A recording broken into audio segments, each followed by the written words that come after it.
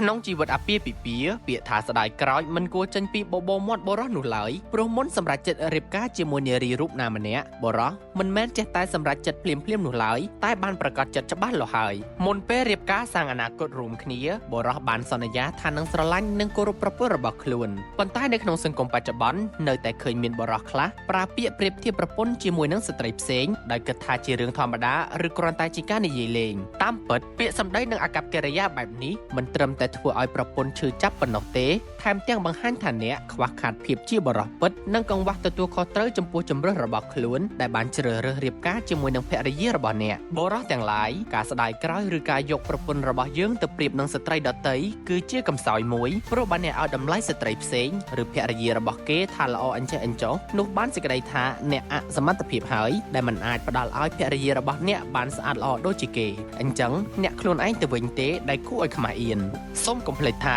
ប្រពន្ធរបស់អ្នកគឺជាក្របពេជ្រកែវភ្នែកដ៏មានតម្លៃនៅក្នុងគ្រួសាររបស់នាងឪពុកម្ដាយស្រឡាញ់ថ្នាក់ថ្នមនាងប្រៀបដូចជាកែវបើសិនជាអ្នកទទួលបានវត្ថុដ៏មានតម្លៃបំផុតមកគ្រងរក្សាហើយអ្នកគួរតែមានមោទនភាពនិងខិតខំរក្សាឲ្យបានល្អ